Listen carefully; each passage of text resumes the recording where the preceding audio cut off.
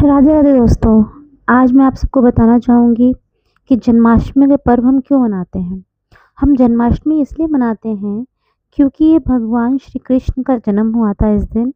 और ये हर साल भाद्रपद की मास की अष्टमी तिथि को मनाया जाता है। इसके पीछे एक कथा भी है। बहुत समय पहले मथुरा में कंस नामक एक राजा था। वह अपनी बहन देवकी से बहुत प्रेम करता था। जब देवकी की शादी वासुदेव जी से हुई, वे मथुरा लौट रहे थे, तभी आकाशवाणी हुई, हे कंस, जिस बहन को तुम इतनी खुशी से विदा कर रहे हो, उसी का 8वां पुत्र तुम्हारे अंत करेगा। यह सुनते ही कंस का प्रेम डर में बदल गया। उसने तलवार निकाल ली और देवकी को मारने लगा। लेकिन वासुदेव जी ने वचन दिया, तुम्हारे डर के कारण मैं तुम्हारे हाथों में देवकी की हर हर बच्चे को सौंप दूंगा। कंस ने देवकी और वासुदेव को कैद में डाला।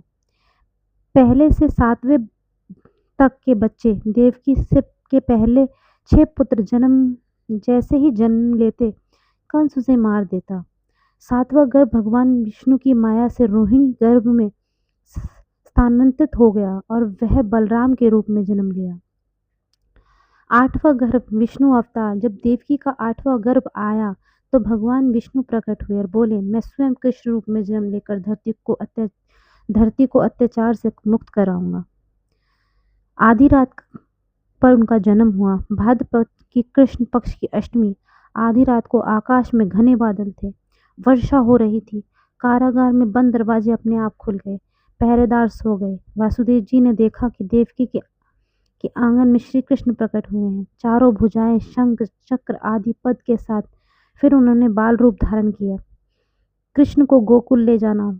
भगवान के आदेश से वासुदेव जी ने उन्हें एक टोकरी में रखा और यमुना नदी पार करके गोकुल पहुंचे। नदी का जल बढ़ा, लेकिन कृष्ण के चरण छूते ही शांत हो गया। वह नंद बाबा और यशोदा जी के घर उसी रात एक कन्या का जन्म हुआ था।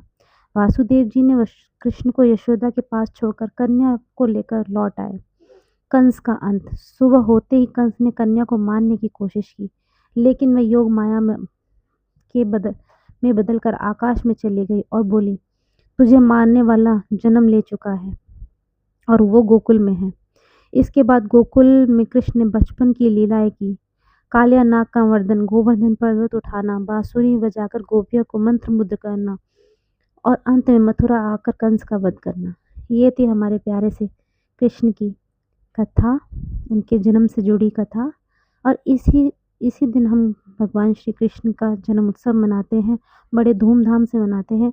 और इस बार जो कृष्ण जन्म उत्सव है वो 16 अगस्त को है और बड़े ही प्यार और प्रेम से हम उनके स्वागत करेंगे। तो बोलो जय श्री कृष्ण, राधे राधे।